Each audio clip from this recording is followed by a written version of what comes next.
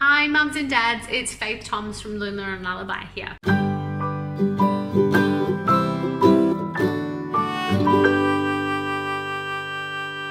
And today I'm going to talk about a really interesting topic, and this topic, early morning wake-ups,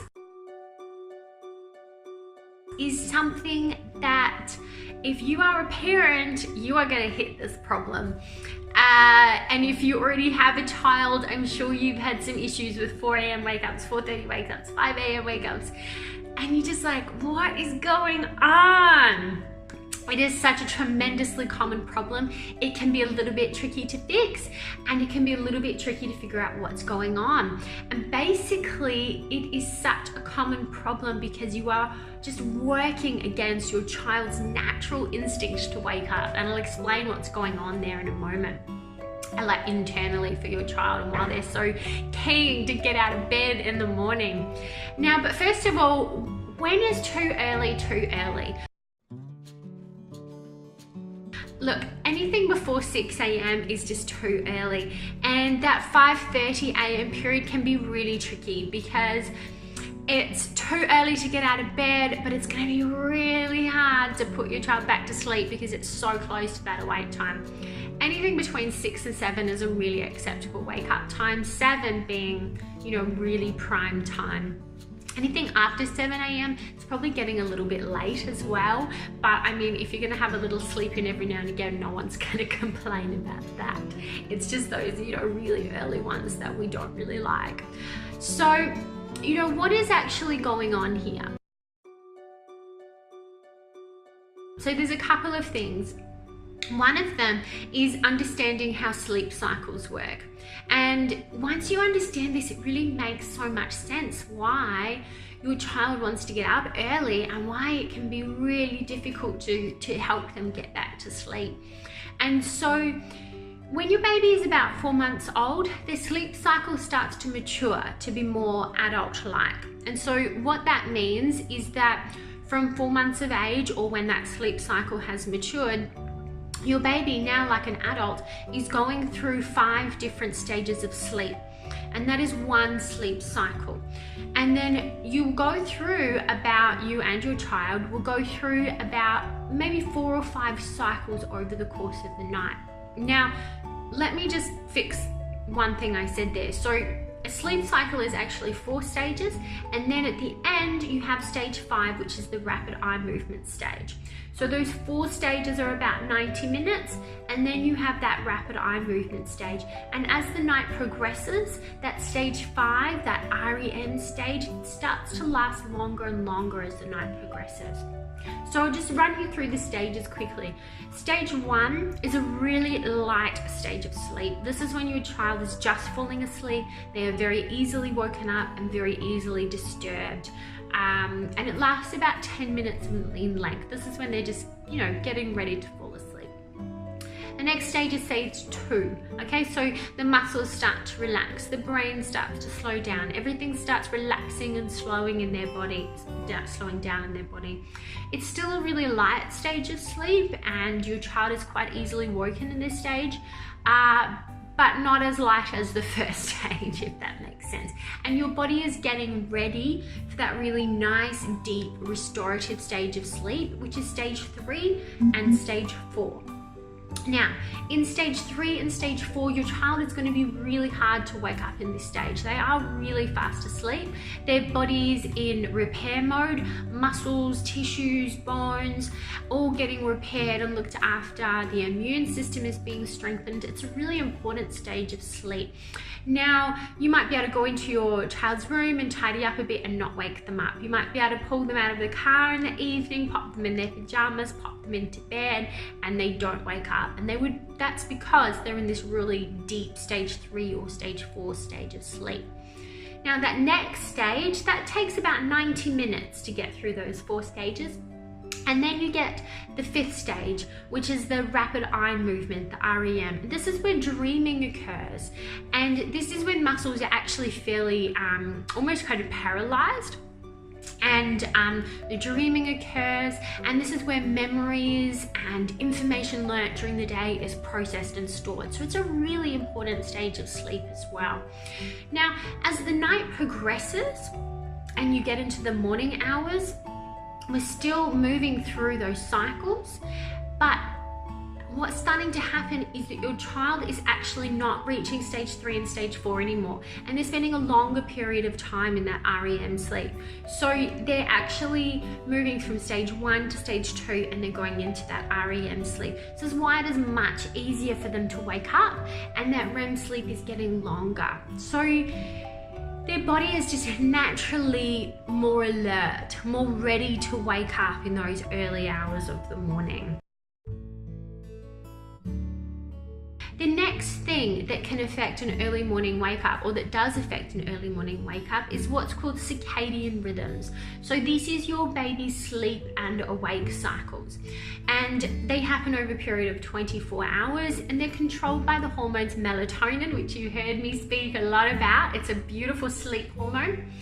And the other one that regulates it is cortisol, which is a stress hormone in the body. Now, yes, it's a stress hormone, but it actually has some very important regulatory functions in the body, one of those being the circadian rhythms. So in the wee hours of the morning, melatonin is dropping down and cortisol is rising. So your body hormonally, or your child's body hormonally, is being primed to wake up. It's getting ready to start the day. So every sort of internal system in your child's body is going, okay, I'm getting ready to wake up. And if they are slightly disturbed, they're gonna be wanting to get out of bed and play and start the day. So the interesting thing about circadian rhythms as well is that they are influenced by a few things. They're influenced by light, by food, and by social interaction.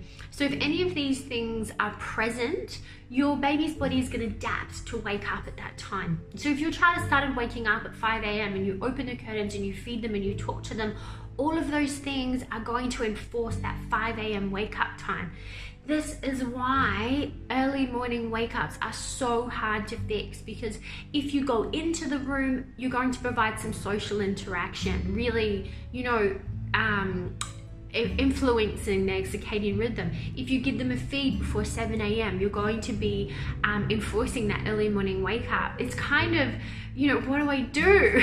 So it can be fixed, but it's actually often better to do out of room sleep training in early morning cases. It's not impossible to do in room ones, but it does make it a lot more difficult. Take a few nights to figure out the optimal temperature for your environment and your heating or cooling system. Okay. Are they hungry or thirsty? So if they are a toddler and no longer having night feeds, popping a little sippy cup of water in their cot is a great idea, so they can take a little drink, just get comfy again and head back to sleep. If you're not doing any night feeds anymore, it's really great to have a look at your child's nutrition during the day. Are they getting lots of good proteins and lots of good iron and magnesium during the day? These things all help promote healthy sleep. So foods like bananas, spinach, beans and lentils, chicken, beef, fish. I know toddlers can be a nightmare with food. Sometimes it feels like they're not eating anything, and sometimes it feels like they're living on chocolate biscuits. It can be really hard. One thing that I find really great, and so always Nora and my boys are getting great greens, I give them a smoothie nearly every day, a green smoothie with spinach and kale, banana, coconut milk, pineapple, or some berries. Sometimes I make them like a chocolate one, and then I'm kind of like, know that, okay, if they just eat an egg and an apple for dinner, they've got some of that good greens in them. So that's just one little tip from me. Sunlight. So is the sun starting to creep in the side of the windows? Some children are super sensitive to sunlight, and even just the smallest amount can be enough to influence their circadian rhythm and wake them up. Is their alarm going off? Is someone getting up early for work? Is the garbage truck outside? Are the birds starting to chirp? All of these things can interrupt your child in these lighter stages of sleep. In this instance, a white noise machine is really wonderful. It's a great sleep association that you can use for your newborn right up until toddler years, even beyond if they like it. The other thing I would recommend is if you are room sharing, look at how old your baby is. Is it time to move them to their own room? Because early morning makeups while you're in the room are really tricky.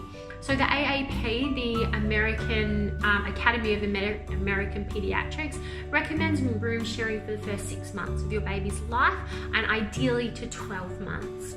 So it'd be interesting to have a look at the age of your child and what your options are for safe sleeping and for an early morning wake up as well. Okay, some of the more perhaps difficult ones to solve might be, is your child getting the right bedtime? So can be really easy to mess up because their needs change so much in those first 12 months. And so if you maybe are still expecting your 11-month-old to go to bed at 6 o'clock and wake up at 6 o'clock and take 2 naps during the day, they might be almost getting 15, 16 hours of cot time, and it's just too much. And maybe moving their bedtime to 7 o'clock would be more appropriate. Conversely, if your child or your toddler maybe is going to bed at 9 or 10 o'clock and they're only maybe getting 9 to 10 hours of sleep at night and 1 nap during the day, and they're actually becoming overtired and they're just not getting enough sleep, and that actually can also perpetuate an early morning wake up. Because what happens when your child gets overtired is their body releases more cortisol to help them stay awake and cope with this extra awake time, and with the extra cortisol comes some adrenaline as well. And you can see it when your toddler misses their bedtime and they start getting hypo and they start getting excited and they start going a little bit crazy and hyperactive, and they get that, that second wind. So, I mean, it happens. We've all been there. We might have a late dinner or we've stayed too long at the beach. But it's just something to be aware of, that, repeatedly this could cause a bit of a sleep debt to build up, which is the sleep that your child needed but wasn't getting. And that can annoyingly enough perpetuate that early morning wake up. So the first thing you need to look at is your sleep needs for your child's age. Are they getting enough sleep? Are they getting too much sleep? And starting to play around with bedtimes and nap times slightly to just maybe adjust so they're getting what they actually need. And this works the same with naps. Are they actually getting ready to drop a nap? Or did you drop a nap too soon and it might be a good idea to bring it back and they're maybe not getting enough sleep? Also, is their day nap going on too long, like 3 hours? Maybe, they're getting 3 hours during the day and 10 hours at night, and they're actually only needing about 12 hours altogether. So understanding how much sleep your child needs and how much they're getting, because too much and too little both cause early morning wake-ups. Such a nightmare, I know. The other thing that can cause an early morning wake up is learning or developing a new skill. So has your child just started to crawl around or pull themselves up, or are they just starting to walk and they've woken up at 3 o'clock in the morning and they want to practice? They want to practice their skill. Now, my advice in this situation would be to let them have a practice and roll over and go back to sleep. So if your child is not upset or crying or distressed in any way, they're just having a little practice and you can see them on the monitor, the room is safe, I would just leave them to it. And the same thing, if your child wakes up at 5:30 and you see them awake but they're quite happy and contented, I would leave them there until 6 o'clock if they're happy for that half an hour. If you get to 5:45 and they start wanting to be picked up, that's close enough. But if they're really happy and content with where they are, there's no need to intervene at that point, because they're going to tell you when they need something. Babies are very good at that. So just Just a couple of extra little tips before I finish off. If you've got a toddler, might be a great time to introduce a toddler clock. Now there's some really great ones out there on the market. I'm looking forward to reviewing some of these. And once properly explained to your child, it can help them know when it's morning and when they can get out of bed. So one that I know of is a grow clock, and it's blue and it has stars at nighttime, and as the night progresses the stars disappear, and then in the morning time it goes green. So they know that it's time to get up. They don't actually have to be able to read a clock yet. And there's a great little book that goes along with that. And then you could do some sticker charts on some rewards, and you know, get really excited for your child being able to stay in bed. Another great one is the sleep fairy. You sprinkle glitter on their bed. They can leave a note, a little prize. Like, you can have some such little fun things you can do to help your toddler or your young child stay in bed. And I think that might be about it for now. I guess if I'm to sum it up, look at the age of your child, look at the sleep needs for that age, and I've provided a chart for you in an article, and look at how much they're actually getting, and look at what you might be able to adjust. But first of all, really look on those easy ones: cold, hungry, thirsty, noise, light, because they're like quick, easy fixes. I hope that's helped you out. I guarantee you're going to come across this problem, who knows when and for how long or how many times. I'm trying to think. I think I have had some early morning issues, I think 3 or 4 times since the boys have been born, and they're now 2.5. And each time it's been something different. And each time it's been a little bit of adjusting of their sleep schedule and time to lessen off a little bit of that sleep. So it's a really interesting one. Questions, comment below. Any extra information, please comment below.